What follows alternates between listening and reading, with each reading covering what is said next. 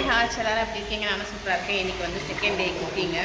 So இன்றைக்கி என்ன பண்ணுறேன்னா கத்திரிக்காய், பொட்டேட்டோ, பட்டாணி போட்ட ஒரு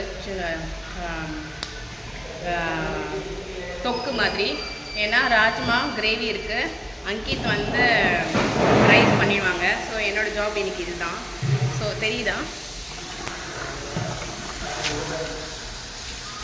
நல்லாயிருக்கு இந்த experience. Thanks to Babuji master, Lalaji master, Shahji master, அப்புறம் தாஜி மாஸ்டர். சொல்கிறேன், லைட் வருது. ஸோ இப்போ வந்து நான் இதை வந்து மசாலா பண்ணிகிட்ருக்கேன். ஃபஸ்ட்டு ஆனியன் போட்டுட்டேன், ஆயிலில் ஆனியன் போட்டுட்டு அதுக்கப்புறம் கொஞ்சோண்டு கார்லிக்கை இடித்து போட்டுட்டேன். அதுக்கப்புறம் பச்சை மிளகாய், கருவேப்பிலை நல்லா சாப்பாக நறுக்கிட்டேன். ஏன்னா நிறைய பேர் வேஸ்ட் பண்ணுவாங்களே, ஸோ அதனால சாப் பண்ணிடுங்க.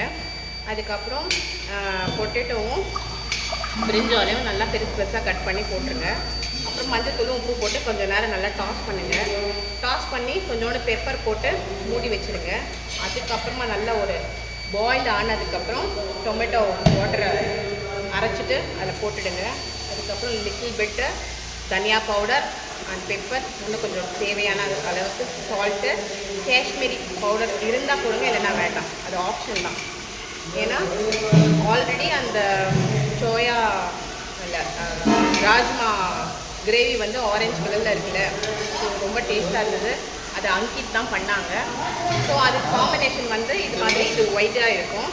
ஸோ இது வெறும் தனியா பவுடரும் நம்ம சில்லி அதுக்கப்புறம் பெப்பர் தான் போட போகிறோம். வேறு எந்த மசாலாவும் இல்லை கிடையாது. ஸோ அதான் இப்போ குக் பண்ணி முடிச்சுட்டு ஒரு ஃபோட்டோ எடுத்து இதில் ஜாயின் பண்ணுறேன். தேங்க்யூ, பாய்.